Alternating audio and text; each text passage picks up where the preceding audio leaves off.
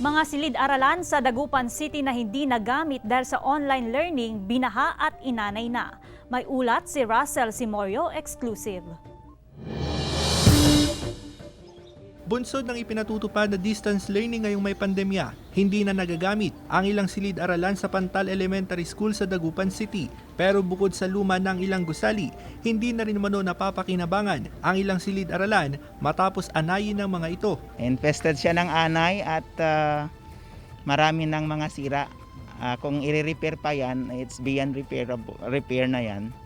Kaya ni-request for demolition and it was already approved. Mapapansin natin na hindi na matibay yung ilang silid-aralan dito sa Pantal Elementary School. Bukod dito, masyadong mababa rin naman itong lugar kaya madalas silang bahain kapag nagkakaroon ng high tide. Dito pa nga lang sa harapan ng mga silid-aralan, baha dito at sa loob pa ng mga silid-aralan, baha at putik ang bubungad.